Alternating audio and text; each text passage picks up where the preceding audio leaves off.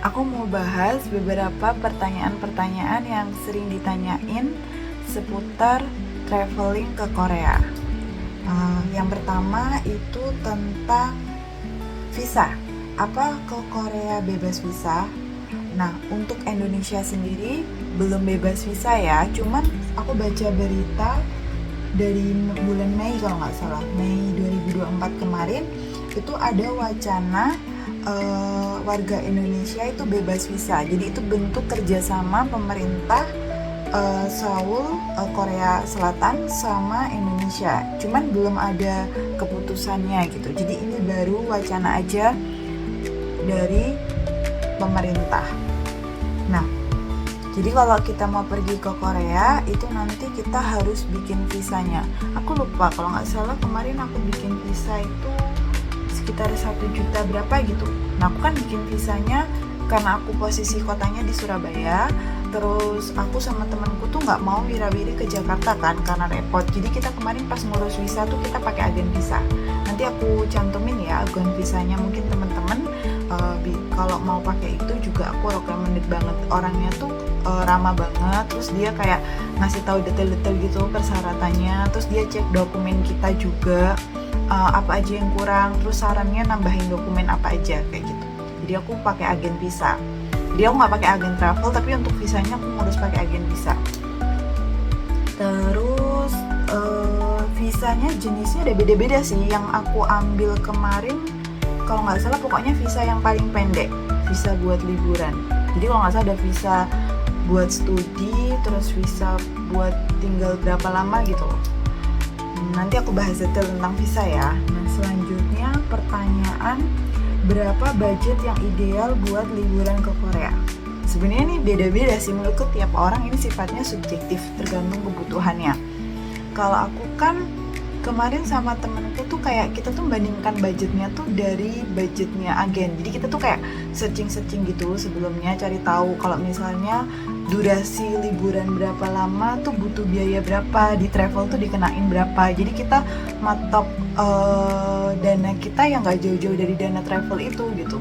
Cuman alasannya kenapa kita kemarin nggak pakai agen travel, yang pertama karena aku sama temenku tuh kebetulan sambil di Korea tuh sambil ada kerjaan. Jadi kita ada kerjaan gitu yang harus kita kerjain. Jadi jamnya kita kerja tuh kayak ada nggak pasti gitu loh. Jadi kalau misalnya kita ikut agen itu kan pasti udah dijadwal ya, kayak jam berapa ke jam berapa ngapain, jam berapa ke jam berapa kemana. Jadi kalau ini tuh aku pengen sama temenku tuh kita sendiri yang ngatur, soalnya kita yang tahu jam-jamnya kita gitu. Kalau kemarin sama ya pengen nyoba aja gitu.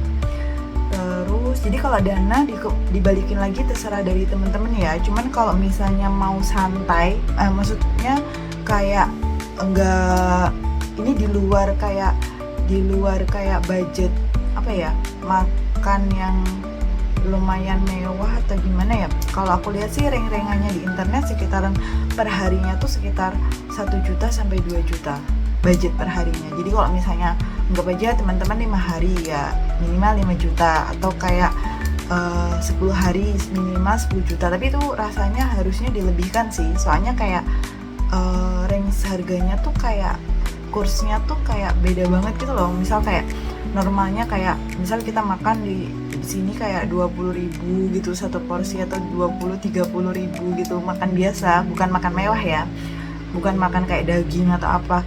Nah di Korea tuh kayak mie aja, mie instan gitu itu sekitar 3.000 won, 3.000-5.000 won gitu satu cupnya. Jadi ya kalau misalnya kita makan yang agak kayak rice gitu, kayak nasi dan lain-lain itu sekitar 8.000-an won. Nah kalau misalnya dikurskan ke Indonesia kalau nggak salah sekitar 120.000-an gitu per porsi. Jadi ya bisa teman-teman hitung sendiri ya, 100 makannya berapa kali kalau misalnya mau makan yang kayak berat-berat. Tapi kalau yang mau makan cuman ringan-ringan atau mie ya beda lagi ya. Jadi ini balik lagi, kalau masalah dana menurutku subjektif. Terus gimana cara terbaik pindah antar kota di Korea? Di Korea tuh menurutku kayak transportasinya udah lumayan maju banget gitu, jadi nggak ada yang kayak kebingungan, nggak ada transport gitu, bahkan sampai ke daerah-daerah yang terpencil, maksudnya kayak daerah kota-kota kecil tuh udah dijangkau sama KTX. Jadi kemarin tuh aku kayak misal dari kota misal dari Seoul ke Busan itu aku naik KTX, ya kan, dari Seoul ke Pyeongchang itu juga aku naik KTX. Nah, di dalam kotanya selama aku ada di Busan itu ada dua, kita bisa naik kereta juga, terus kita juga bisa naik bis, jadi namanya ada bis intercity. Jadi bis intercity itu kayak bis yang misal dari satu tempat ke tempat lain. Kalau biaya naik bisnya itu kayak pakai T-money gitu, jadi aku beli kayak card gitu di 7-Eleven gitu, jadi kayak semacam kayak kalau di Indonesia Indomaret, Alfamart gitu. Terus nanti kita bilang aja kita beli yang berapa won gitu, terus nanti itu bisa di top up gitu. Nah itu buat naik keretanya juga bisa, terus bisa buat naik bisnya juga. Cuman kalau misalnya kayak KTX, kalau di sini mungkin kayak KAI gitu ya, itu kayak kita bisa beli lewat websitenya. Jadi nanti ada websitenya KTX yang di Korea, terus kita pesen. Aku waktu itu beli tiket KTX itu dari Indo, jadi aku beli sama temanku tuh udah pesen sebelum kita berangkat ke Korea, kita udah beli tiketnya. Cuman karena ada beberapa yang waktu itu kita waktunya belum fix, itu baru beli di Korea. Dan ada juga yang kita salah, jadi kayak aku harusnya beli jam berapa ke jam berapa, ternyata kayak nggak cocok gitu loh, udah ngatur jadwal ternyata nggak cocok, jadi tiketnya itu aku batalin. Kalau nggak salah itu bisa pokoknya direfund tanpa biaya, tapi ada kayak persyaratannya ya, misal kayak membatalkan hamil seminggu sampai hamil 2 jam apa ya, aku lupa. Yang paling cepat tuh kalau nggak salah hamil 2 jam, atau nanti aku cek lagi ya untuk detail tiketnya ya. Jadi kalau yang tiket itu bisa dibatalin dan langsung di refund, punya aku dulu 100%. Cuman jangka waktu refund itu kalau nggak 3 hari, 7 hari gitu, pokoknya nggak lebih dari 7 hari ingatku. Selama aku di refund pas aku masih di Korea kok, itu udah di refund. Terus kalau untuk bis tadi ya, itu bisnya pakai T-money. Terus enaknya lagi bisnya tuh kayak bener-bener waktunya tuh pas. Jadi kalau misalnya kita mau naik bis, itu tuh nanti kayak di haltenya tuh ada tulisan bisnya tuh kan ada kayak nomor-nomornya. Jadi kalau misalnya kita mau pergi ke Myeongdong, itu bisnya line berapa gitu, ada nomornya.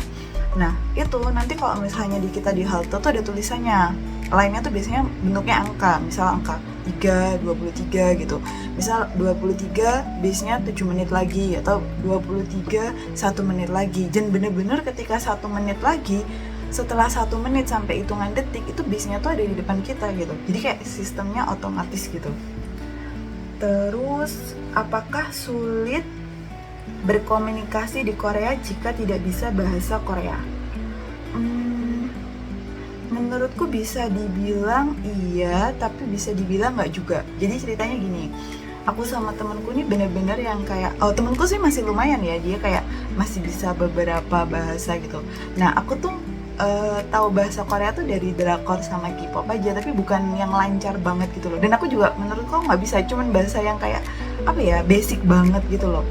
Nah sebenarnya tuh sebelumnya tuh kayak aku sama temanku udah belajar bahasa Korea, tapi karena di tengah kesibukan kita, jadi kayak gak sempet gitu loh. Dan tahu-tahu kayak udah mau mendekati hari H gitu, jadi aku sampai sama temanku waktu itu sampai kayak kaget banget, semua kita ke Korea tapi kita belum lancar gitu.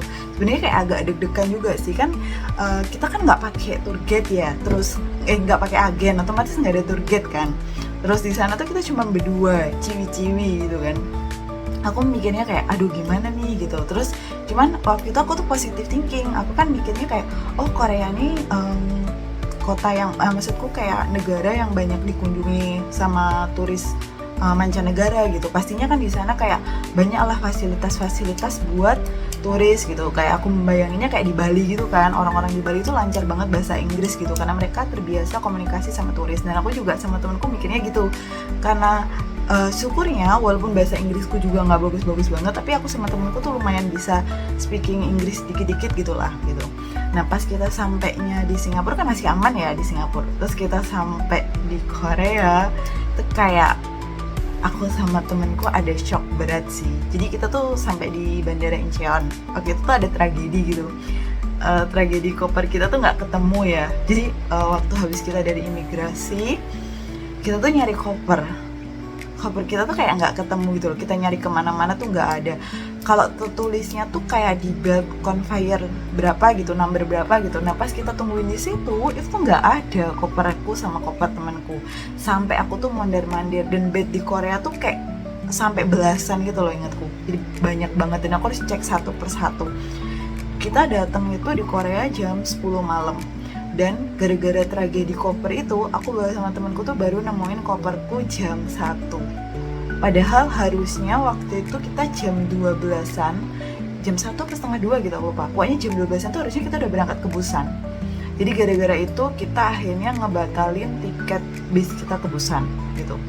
Nah, itu selama aku nyari koper itu, kan aku nyoba tanya petugas gitu kan ya. Ternyata kayak aku nggak ngerti ya, mungkin apa yang bahasaku mungkin yang kurang lancar apa gimana, atau nggak dialek, maksudnya dialek bahasa Inggrisku yang aneh apa gimana.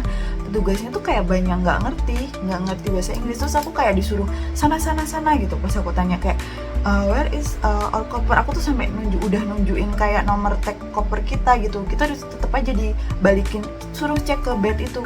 Padahal aku sama temenku tuh udah bolak-balik ke bed itu tuh udah nggak ada, tetap nggak ada gitu loh maksudnya. Sampai akhirnya kayak aku waktu itu tuh udah hampir mungkin ganti shift gitu ya, ada petugas kayak cewek gitu dan dia lumayan masih muda.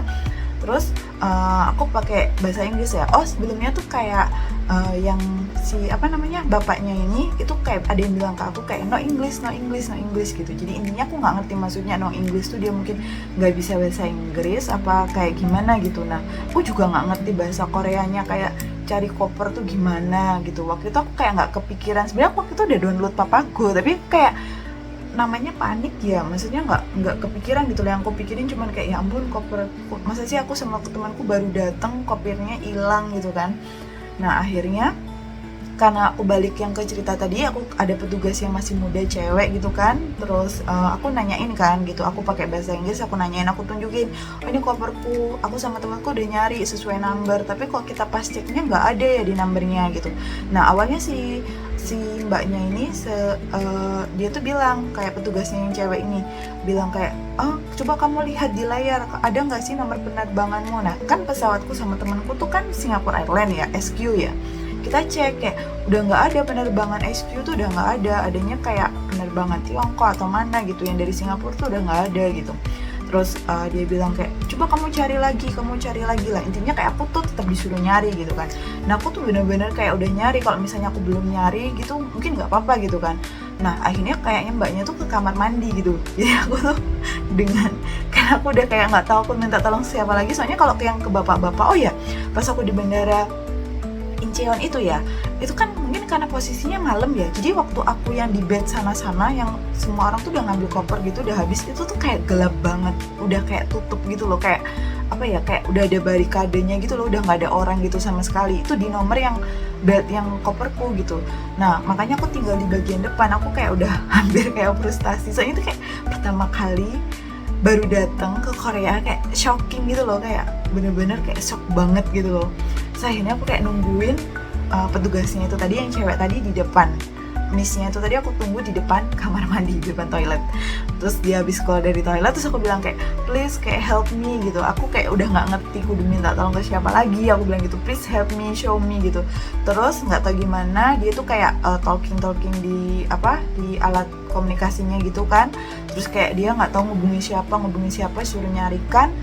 Terus aku nggak tahu gimana caranya, pokoknya ada kayak mungkin sekitar 20 menitan gitu lah gitu. Terus kayak dia bilang kayak oh ada kayak petugas yang itu ada lihat yang punyanya Singapura gitu. Terus kita kayak ditunjukin gitu. Jadi yang koper-koper itu ada di deketnya, kalau nggak salah penerbangan mana ya, daerah Cina apa, aku nggak ngerti lah. Pokoknya itu koper-koper kita ada di pojokan di dekat situ.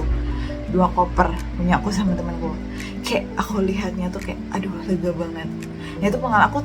Terus aku cerita sama temenku bilang gini kan, aduh ini salah nih kita nggak bisa bahasa Korea nih gitu. Itu kayak kejutan hari pertama. Cuman Nextnya tuh sebenarnya nggak terlalu ada masalah sih gitu, kayak kita pesen taksi kita pakai Papago gitu. Terus kayak di Busan pun memang kayak ada ajusi gitu, ajuma-ajuma yang kita kayak beli makanan gitu, dia kan nggak bisa bahasa Inggris ya, tapi waktu kita pakai Papago oke aja gitu. Jadi yang pengalaman tentang bahasaku yang kayak agak shocking ya cuman di Incheon aja gitu, antara kayak kita panik, kondisinya panik, sama mungkin kita nggak kepikiran pakai Papago. Tapi kalau yang di lain-lain itu beberapa kita tanyanya pakai bahasa Korea tapi cuman basic gitu loh, kayak misal kayak kanan ke kiri gitu kan, atau kayak nomor berapa gitu, terus habis itu berapa harganya gitu. Kita pakai bahasa Korea nggak gitu. Kalau yang lainnya kita pakai aplikasi Papago dan itu kayak ngebantu banget. Jadi kalau misalnya teman-teman balik lagi nggak lancar bahasa Korea, menurutku nggak usah takut banget, tapi aku tetap saran kayak mendingan teman-teman tetap belajar sih. Kalau misalnya pergi ke Korea tanpa tour guide ya, tetap belajar ya, kayak mungkin nomor, terus habis itu soalnya tuh nanti kayak kalau kita naik kereta tuh ada kayak dia bilang lewatnya pintu kiri atau pintu kanan gitu. Jadi ada kayak pintunya, jadi jangan sampai kayak salah gitu, atau kayak masih ada 2 stasiun lagi gitu. Dia kan di sana pakai bahasa Korea semua gitu. Terus kayak kita beli kayak uang, maksudnya kayak berapa harganya, berapa won gitu. Terus dan temanku juga itu bagusnya, dia tuh sempat katanya, aku nggak ikut tapi pasan dia beli ini, katanya dia tuh sempat ke pasar, dia nawar barang pakai bahasa Korea. So bilang kamu keren banget kok bisa pakai bahasa Korea, bisa sampai nawar barang gitu. Jadi menurutku ya nggak ada salahnya belajar, tapi kalau misalnya nggak lancar banget nggak usah takut banget. Terus bagaimana cuaca di Korea dan pakaian apa yang harus dibawa? Nah, aku sama temanku perginya tuh bulan Desember awal, jadi tanggal 1 sampai tanggal 10 Desember ya. Nah waktu itu tuh cuacanya dingin ya, udah dingin, tapi belum yang turun salju gitu loh. Cuman aku sama temenku sedikit agak shock juga. Jadi waktu itu kan kita berangkat dari Surabaya, ingatku hari Jumat ya. Itu tuh aku masih inget banget, soalnya tuh panas banget. Aku cek, itu kan di HP kita kan pasti ada kayak temperatur gitu kan. Di Surabaya tuh 35 apa 36 gitu. Soalnya aku tuh kayak pagi tuh mau padahal sudah di bandara ya, itu aku sampai kayak keringetan tes gitu loh. Padahal tuh kayak posisinya di bandara kan ASEAN ya, saking kayak panasnya gitu loh. Nah terus aku sampai di Korea, kalau nggak salah masih berapa ya, 18, tapi kan malam. Nah ya ini balik lagi ke kejadian gara-gara koper akhirnya aku sama temanku kan malam itu batal ke Busan. Jadi kita terus kereta tercepatnya ataupun bis tercepatnya tuh baru ada besok pagi jam 5 atau jam 6 gitu. Jadi otomatis mau nggak mau, dan kita tuh malam itu nggak ada booking penginapan atau apapun gitu. Jadi akhirnya aku sama temenku mutusin buat tidur di bandara. Nah ternyata malam itu di bandara suhunya tuh drop banget sampai -3 apa -5 apa -11 ya, aku lupa ya, pokoknya sampai minus suhunya. Jadi tuh aku sama temenku tidur ya, habis itu tidur gitu, kita kayak pakai jaket gitu, cuman pas aku di mana, gara-gara kita mutusin buat tidur itu, aku udah ganti di toilet gitu loh pakai heat tech gitu. Jadi dalam bajuku udah tak lapisin heat tech, aku udah pakai kaos kaki yang heat tech juga gitu. Tapi pas malam-malam aku bangun gitu, kayak gigiku sampai kayak tek gitu loh. Terus aku lihat juga temenku kayak sampai kedinginan. Padahal menurutku tuh temenku tipe yang agak lumayan tahan dingin gitu. Dia sampai kedinginan banget, sampai kan mungkin dia tidur nggak sadar ya, jadi sampai jaketnya tuh aku tarik gitu loh. Terus aku lihat orang-orang sekelilingku yang mungkin juga perjalanannya baru pagi, itu mereka pada kayak pakai sleeping bag gitu loh kebanyakan. Cuman ya ada beberapa orang yang nggak cuma jaketan doang gitu kayak aku sama temanku gitu. Tapi itu kayak shock banget, dari berapa itu tadi, 35 sampai minus gitu. Kalau yang lain-lainnya aman-aman aja sih, kayak di Busan itu menurutku masih lumayan anget. Yang dingin banget di Pyeongchang, karena di Pyeongchang tuh udah ada kayak salju gitu loh, tapi saljunya tuh salju es yang ada di tanah, di jalan, bukan salju yang jatuh gitu. Itu juga sampai 0 derajat kalau nggak salah di Pyeongchang. Soalnya di sana kan udah kebentuk salju duluan. Nah katanya Pyeongchang itu dia termasuk tempat yang paling dingin di Korea. Jadi kalau yang lain-lainnya belum salju, di Pyeongchang tuh dia salju duluan. Kalau untuk pakaian apa yang harus dibawa, Menurutku tergantung sih, karena kalau misalnya kita perginya musim dingin ya harusnya kita bawa pakaian dingin. Kalau kita perginya mungkin musim panas, mungkin baju-baju yang tipis ya. Karena aku kan juga belum pernah ke sana musim panas, jadi aku nggak ngerti. Yang aku tadi pas musim dingin aja. Ya mungkin sesuaiin aja sih. Kalau menurutku sih, kalau musim dingin ya harus bener-bener dingin, dan dinginnya tuh tergantung lagi ya. Kalau mungkin kayak musim gugur kayak misal Oktober, November, Desember, mungkin ya kayak aku pakai jaket yang tebel aja, bukan jaket apa ya namanya, kayak coat yang tebel gitu, terus heat tech gitu. Yang di Pyeongchang tuh aku heat technya sampai lapis 2, jadi aku heat technya tuh celana heat tech 1, heat tech 2, terus habis itu baru kayak celana di luar, celana kain gitu. Tapi kalau mungkin kita perginya Desember akhir atau Januari, itu kan benar-benar salju udah turun ya. Menurutku kayaknya itu butuh jaket yang coat yang lebih tebel, yang sampai kaki deh, yang kayak bener-bener nutup badan semuanya. Kalau punya aku kan kayak jaketnya cuman kayak atasan doang gitu, cuman agak tebel. Tapi kayaknya kalau buat sampai akhir Desember sama Januari, kayaknya jaketku sama temenku nggak ngatasi, masih kurang anget. Terus shawl, kalau shawl itu menurutku kayak terserah aja sih. Aku waktu itu tuh nggak bawa shawl sih, aku tuh sebenarnya bawa kayak apa sih duluan, kayak selendangnya punya mamaku gitu. Jadi mamaku biasanya kayak punya kerudung tapi bentuknya kayak pasmina, tapi bahannya kayak kain gitu, jadi aku pakein buat shawl aja gitu. Soalnya kayak aku mikir kayak aku perlu beli shawl nggak ya gitu. So aku mikir kayak nanti aja kalau misalnya di Korea emang butuh banget, terlalu dingin banget, ya udah aku baru beli shawl. Ternyata aku pakai yang tadi kerudungnya punya mamaku itu juga masih kepake, jadi aku nggak beli shawl. Temenku juga nggak beli. Terus sarung tangan, kalau aku sih ngerasa sarung tangan ngebantu banget ya. Kalau temenku bilangnya dia pakai sarung tangan malah tambah dingin gitu, jadi dia jarang pakai sarung tangan. Cuman pas di Pyeongchang tuh bener-bener dingin banget, jadi aku gak lepas sarung tangan. Tapi kalau pas di Busan sama di Seoul, aku beberapa kali lepas sarung tangan. Terus, apakah aman berlibur ke Korea sebagai solo traveler? Aku nggak ngerti ya kalau solo traveler, sebenarnya kan aku pergi sama temanku. Cuman ada beberapa hal yang kayak aku expect-kan dan kenyataannya tuh jauh lebih bagus. Jadi kan pertama aku mikirnya kan aku berjilbab gitu. Di Korea tuh kan maksudnya bukan yang muslim gitu kan. Jadi aku awalnya mikir kayak nanti bakal diliatin orang-orang gak sih gitu. Jadi aku sama temanku tuh kayak nyiapin diri, nyiapin mental kalau misalnya kita bakal dilihat aneh gitu. Nah, jadi pas waktu aku berangkat, aku tuh ketemu yang dia tuh muslim berkerudung. Maksudnya berkerudung ya, mungkin kan ada juga yang muslim tapi dia nggak berkerudung, jadi kayak nggak ngerti kalau muslim gitu kan. Pokoknya yang berhijab itu aku ketemunya tuh pas di pesawat dari Juanda ke Changi. Itu aku ketemu orang berjilbab. Terus dari Changi ke Korea tuh aku ketemu pas mau ke imigrasi. Nah sehabis itu aku baru ketemu lagi berhijab itu pas di perpustakaan di daerah Myeongdong. Terus aku ketemu lagi baru di Myeongdong, di Gangnam, di COEX. Terus aku baru ketemu lagi orang berhijab di Nami Island, itu kayak ibu-ibu gitu, kayak keluarga gitu. Nah selain itu aku nggak ketemu orang berhijab, cuman aku ngerasa di sana muslim friendly sih. Maksudnya kayak muslim friendly itu kayak orang-orang nggak yang kayak ngeliatin terus kayak mandang gimana, rasis atau gimana gitu. Kalau makanannya sih yang banyak nggak halalnya gitu. Maksudnya yang friendly-nya tuh lebih ke orang-orang yang bukan makanannya ya. Kalau makanannya itu kita bener-bener sih nut banget. Kalau di Korea tuh banyak banget makanannya non halal. Jadi kita kayak bener-bener harus prepare. Oh ya, nut banget. Ini teman-teman kalau jaga-jaga aja saranku ya, kalau yang pertama kali pergi mungkin, dan terutama muslim, mungkin bisa bawa makanan cadangan ya, mungkin kayak mie instan atau apa. Soalnya di sana tuh ada mie instan pun belum tentu halal gitu.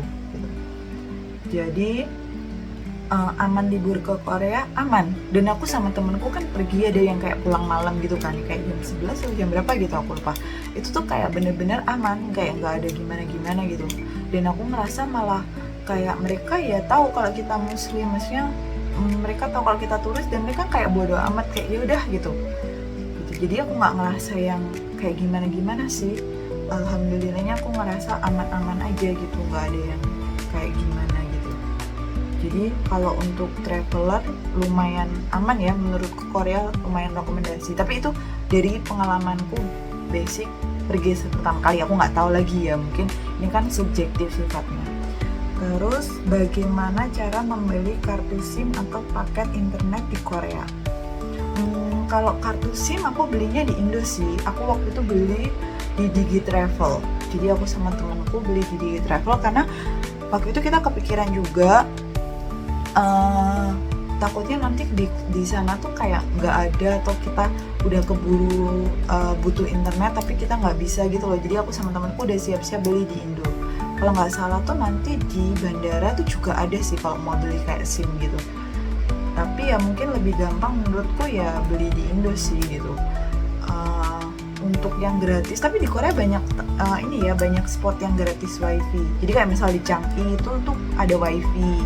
Terus di KTX, selama kita naik KTX tuh juga ada wifi. Di hotel penginapan kita juga ada wifi. Terus di bandara, aku lupa kalau di bandara Incheon ada gratis wifi apa enggak. Jadi waktu itu menurutku aku sama temenku sempat salah perhitungan. Kan kita mikirnya kayak sehari itu kita bakal habis 1 giga gitu. Soalnya kita waktu itu butuh buat Zoom. Terus kita mikirnya bakal searching terus gitu kan, browsing kalau butuh info apa-apa. Jadi kita ngalokasiin 1 hari 1 giga. Jadi aku sama temenku tuh beli 10 apa 15 giga gitu loh. Nah, kita nggak expect kalau ternyata di sana tuh banyak tempat-tempat yang nyediain gratis wifi tadi. Jadi selama 10 harian tuh aku malah cuman kepake wifi itu 2 giga apa 3 giga gitu cumanan. Jadi sisanya ya kebuang gitu. Jadi karena kalau nggak salah masa wifi-nya tuh 10 hari juga, aku lupa ya, pokoknya 10 hari kayaknya masa wifi-nya. Apakah transportasi umum di Korea mudah digunakan oleh turis? Iya, jadi kalau KTX kita bisa pesen lewat webnya, nanti aku cantumin ya.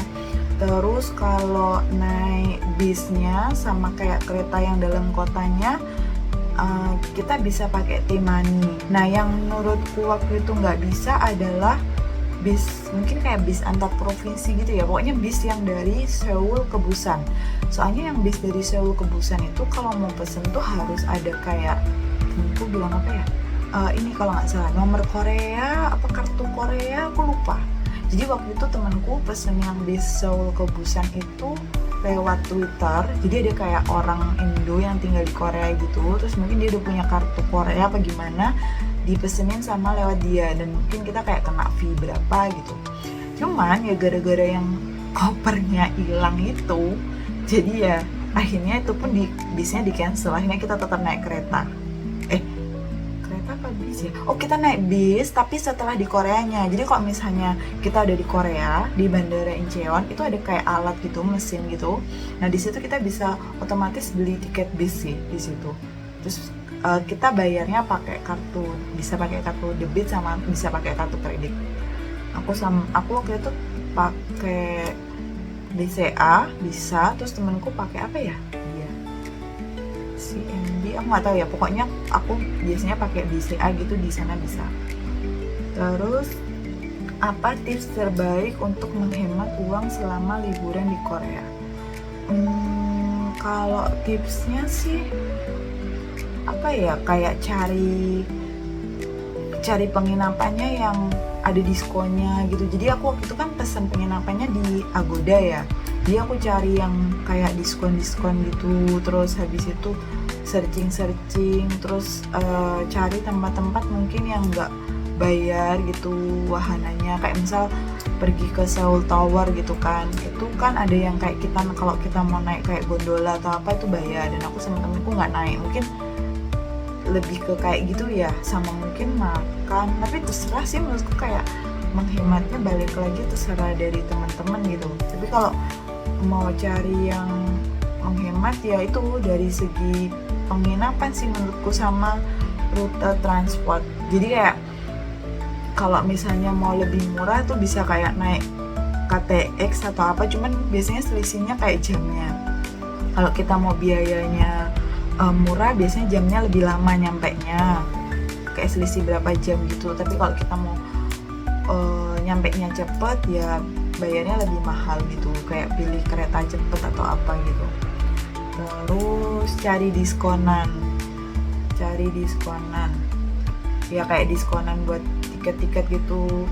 Terus habis itu sama ada hari-hari tertentu yang kayak bayar berapa di wahana jadi berapa gitu. Terus bagaimana cara memesan tiket ke atraksi wisata atau konser di Korea? Kalau aku kan pas pergi ke Korea nggak nonton konser ya. Kalau pergi ke atraksi ya kita langsung ke tempatnya aja. Di situ ada loketnya gitu. Misal kita mau pergi ke mana ya, ke Nami gitu kan. Di situ ada loketnya ya, kita langsung bayar aja gitu. Menurutku teman-teman usahain apa ya, kartunya tuh yang ada visanya, kartu ATM-nya tuh yang ada visanya, jadi itu bisa kayak buat bayar gitu loh. Nah terus bisa juga kayak kalau pesen-pesen wahana di Trezi.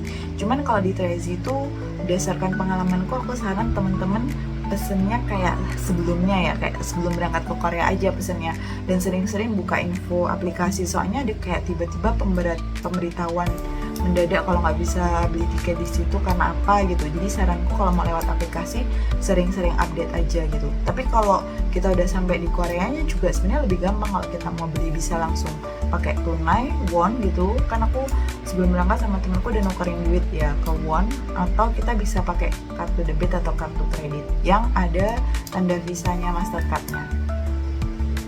Itu aja sih seputar jawaban dari pertanyaan-pertanyaan yang sering ditanyain sebelum kita pergi ke Korea. Nanti aku sambung lagi ya. Bye-bye teman-teman.